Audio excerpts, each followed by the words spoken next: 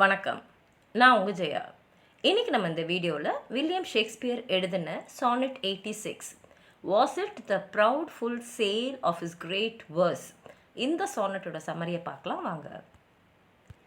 William Shakespeare மொத்தமாக 154 sonnet எழுதியிருக்காரு. இந்த 86வது சானட்ன்றது அவர் அவரோட ரைவல் போயட், அதாவது அதே சமகாலத்தில் வாழ்ந்த இன்னொரு போயட். அவரை ரைவல் ஏன் சொல்கிறோன்னா, அவர் நமக்கு ஒரு காம்படிஷனாக இருக்கார், அவரை நம்ம முறியடிக்கணும், அதனால் அவர் ரைவல் பாயிண்ட்டுன்னு அவர் எடுத்துக்கிறாரு.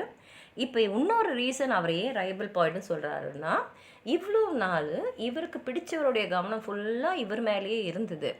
ஆனால் இப்போ அந்த ரைவல் பாயிண்டோடைய எழுத்துக்கள் இவருக்கு ரொம்ப பிடிச்ச அந்த பிலாவோட கவனத்தை அது ஈர்த்துடுச்சு. அவருடைய எழுத்துக்கள் அவ்வளோ அருமையாக இருக்குது. எப்படின்னா, மற்ற கவிஞர்கள்லாம் அவர் முன்னாடி மண்டிடுற அளவுக்கு அவர் எழுதுகிறாரு.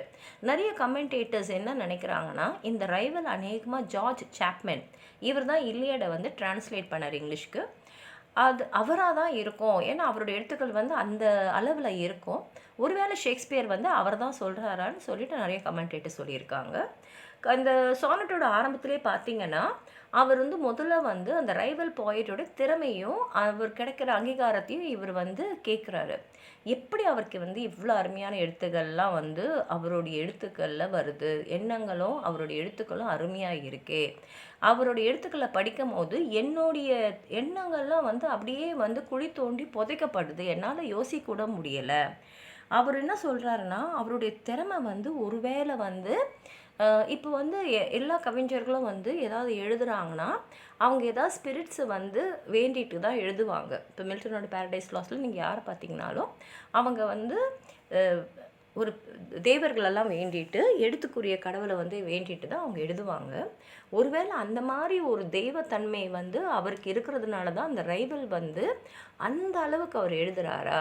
ஏன்னா அவர் எழுத்துக்களை பார்க்கும் போது இவரால் எழுத முடியல. இவர் அப்படி வாயடைஞ்சு போய் நிற்கிறாரு. இவருடைய எழுத்துக்கள்லாம் இறந்த எழுத்துக்களாக ஆயிடுது. இவர் என்ன நினைக்கிறாருன்னா, அந்த எழுத்துக்கள் நல்லா இருக்கிறதுனால நான் அவரை என்னோடய ரைவல் நான் சொல்லலை, ஆனால் என் மனம் கவர்ந்தருடைய கவனம் இப்போ ரைவல் போயிட்ரியோடு போயிடுச்சு. அவர் எழுதுகிற எழுத்தை தான் அவர் ரசிக்கிறாரு. அதை பார்க்கும் போது என் மனசு ரொம்ப வலிக்குது. என்னால் இப்போ எழுதவே முடியல. அவரோடு என்னால் காம்பீட் பண்ண, அதாவது மனசில் இருக்கிற தைரியம் போயிடுச்சு, மனசில் ஒரு பதட்டம் வந்துடுச்சு. அதனால் அவரோட போட்டியிடக்கூட என்னால் முடியலை. என்னுடைய ஐடியாஸு, என்னுடைய இன்ஸ்பிரேஷன்லாம் இப்போ என்கிட்ட இல்லவே இல்லை. என் ரைவல் கையில் இருக்குது எல்லாமே.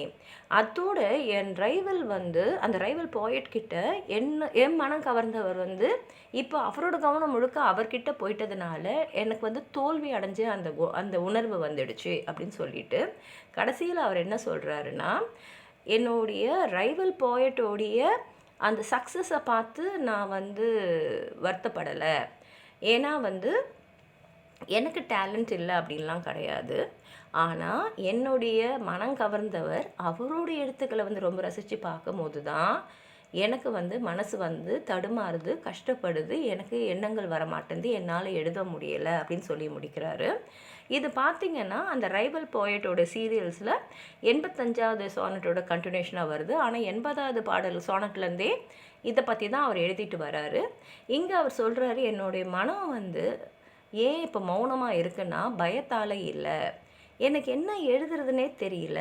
ஏன்னா எதை எழுதணும்னு நினச்சாலும் என் மனம் கவர்ந்தவர் இப்போ அவரோட எழுத்துக்களை தானே படிக்கிறார் அப்படின்னு நினப்பிலேயே போயிட்டு என்னால் என்னோட எழுத்துக்களை பழைய மாதிரி எழுத முடியலை, புதிய படைப்புகளை படைக்க முடியலை அப்படின்றாரு. வாங்க அவர் எப்படி எழுதுறான்னு பார்க்கலாம். Was it the proud full sail of his great verse. Full சேல்னால் ஒரு பெரிய கப்பல் தான் அது.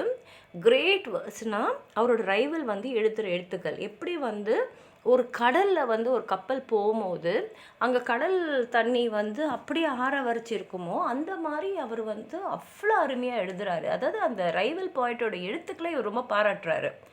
Bound for the prize of all too precious you.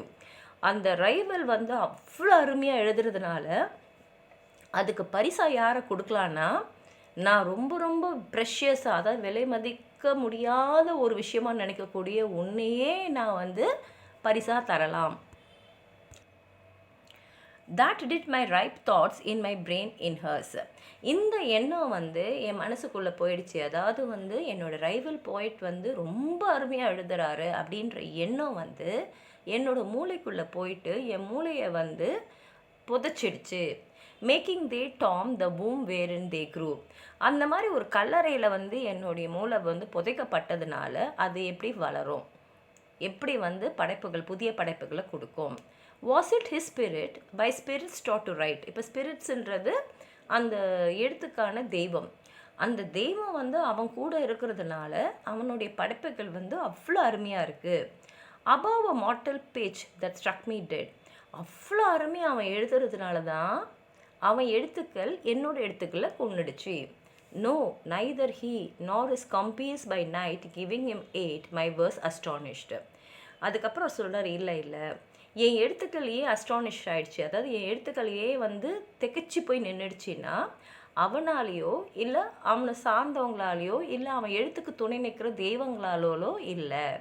He not that affable familiar ghost which nightly gulls him with intelligence as victors of my silence cannot boast.